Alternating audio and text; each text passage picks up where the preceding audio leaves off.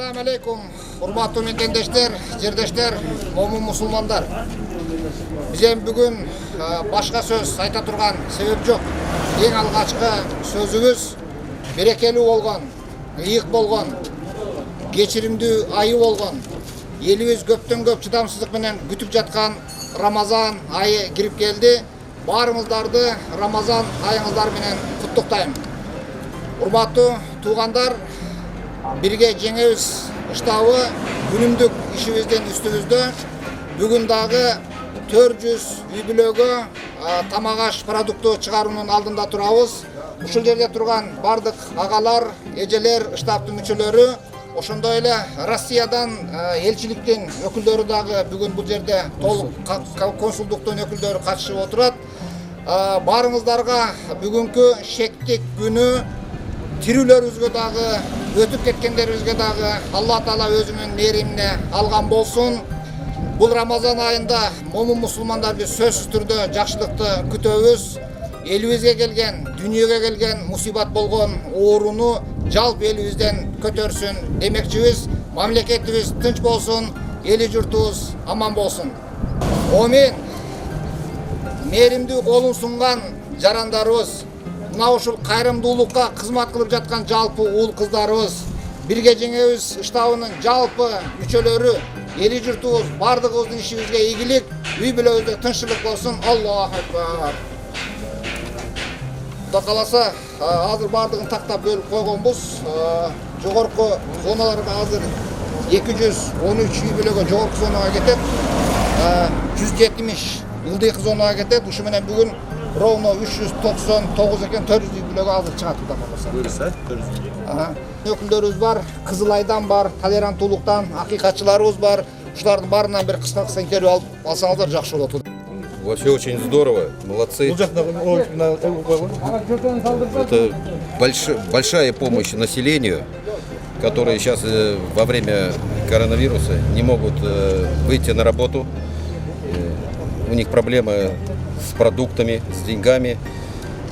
Поэтому спасибо большое администрации города, спасибо коменданту города, что сделана такая большая, проводится такая большая работа по помощи населению продуктами. Здорово, очень здорово. Ассаламу алейкум, урматтуу мекендештер, урматтуу кыргызстандыктар. Мынакей Кудай бурса биз Жалал Абад шаарынын Жалал Абад областында бир жакшы иш баштадык.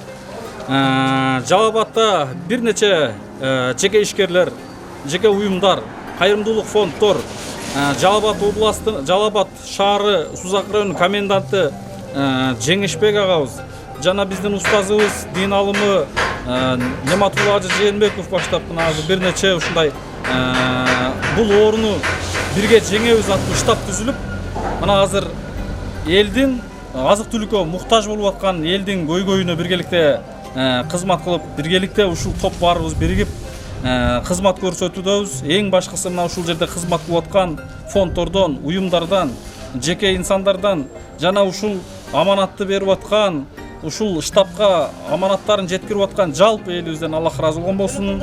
Эң башкысы мына күч бирдикте дейт, 5 манжа бөлөк билек бир дейт. Мына караңыздар, кече эле бөлөк-бөлөк ар ким өздөрү менен кызмат кылып аткан уюмдар, фонддор бүгүн биригип канчалаган муктаж, канчалаган азык-түлүккө муктаж болгон инсандардын муктаждыгына себепкер болуп, жүздөрүнө жылмаюу тартылат.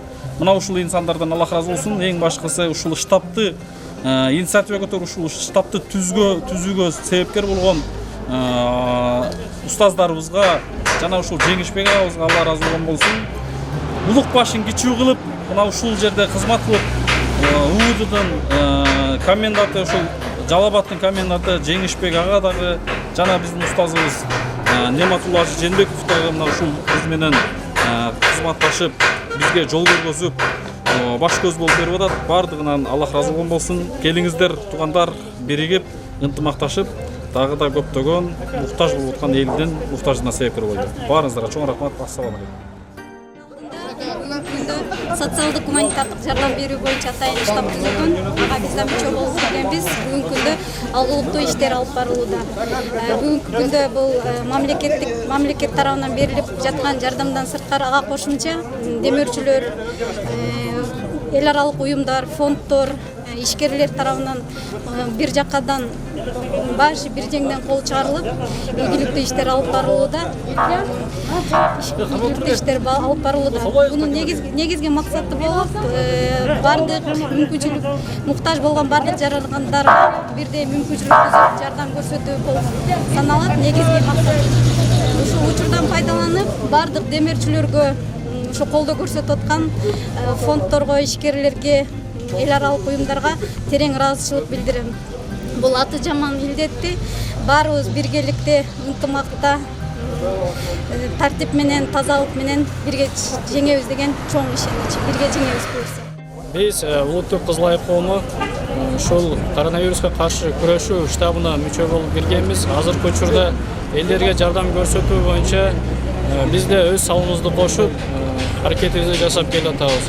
Кудай буйрса баары жакшы болот. Биз бул илдетти чогуу жеңебиз. Саламатсыздар, урматтуу мекендештер. Толеранттуулук коомдук фондундагы бүгүнкү кырдаалга карата кайдыгер карабастан Жалал-Абад шаары жана Сузак району боюнча ачылган комендатурага бирге жеңебиз тобуга мүчө болуп чогуу иштеп жатабыз. Анткени бүгүнкү көйгөйүбүз, максатыбыз, үмүтүбүз, тилегибиз бир болгондуктан биз кызматташтык менен ушул келип жаткан гуманитардык жардамдарды даректүү жеткирүү максатта иштеп жатабыз. Кудай кааласа ушундай башыбыз бирикип кызматташа турган болсок, бул илдетти дагы бирге жеңебиз. Бүгүн мындай сиздерге айта кетерлик нерсе, биз ушул даярданып коменданттын астында чогулганыбыз могул результаттар болуп атат. Бардыгына көп берилип, бирөөгө берилбей, бирөөгө берилип калган башаламан эми болбойт. Список бардыгы бирикти. Колунда бардык мүмкүнчүлүгү бар адамдар жардам берүүгө чакырабыз. Ар бир компания бул жерден списокты алып кетип, өзүнүн мүмкүнчүлүгүнө жараша элдерге ошол таратып жеткирип берүүдө.